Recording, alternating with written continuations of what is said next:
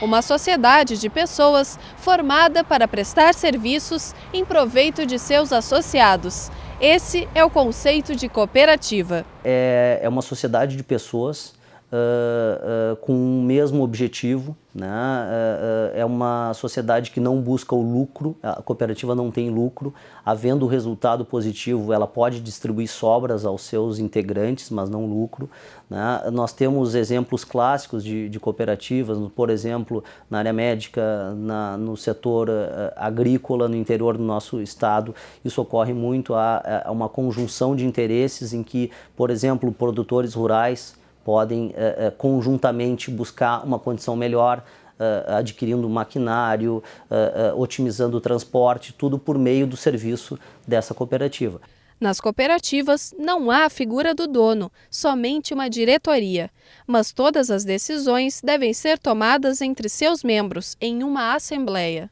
E justamente em função desse princípio de que a cooperativa é de todos os seus integrantes, né, é que a cooperativa não tem um dono, né? Se uma pessoa for angariada para ingressar numa cooperativa e simplesmente para prestar um serviço e ficar sob a ingerência de determinada pessoa, né, na realidade nós não teremos uma cooperativa, nós teremos algo com uma roupagem de cooperativa, mas que na prática é uma empresa, por exemplo, intermediadora de mão de obra, o que constitui uma irregularidade e uma fraude.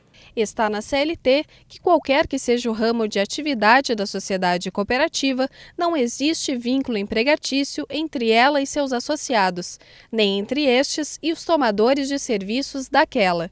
Ou seja, entre os cooperativados e a cooperativa, não há uma relação trabalhista como a dos empregados seletistas, por exemplo. As cooperativas, elas tiveram o regramento na CLT, por meio do artigo 442, em uma lei de 1994, que prevê que não há relação de emprego, né, entre aquele cooperativado, aquele associado e a própria cooperativa.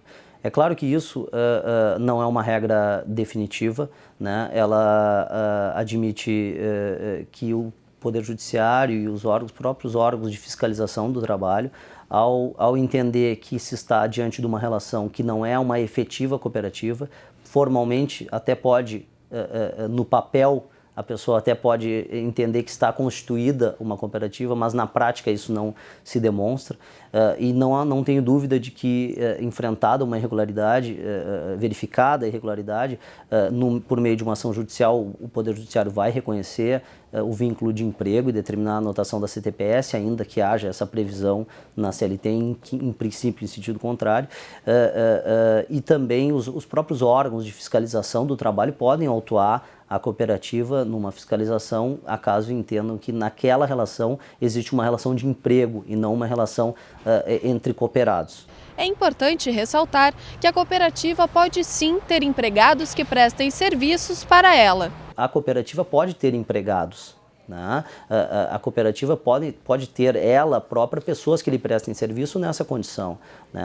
Uma secretária, num departamento de vendas, num supermercado que seja de uma cooperativa, vou ter empregados formalmente contratados. O que não é correto é que as pessoas que formam esta cooperativa, se for ela uma cooperativa de serviço, por exemplo, e prestam um determinado serviço, são essas pessoas que devem ser efetivamente cooperativados e não empregados. Caso seja detectada alguma irregularidade na forma como os cooperativados interagem com a cooperativa, a Justiça do Trabalho deve ser informada.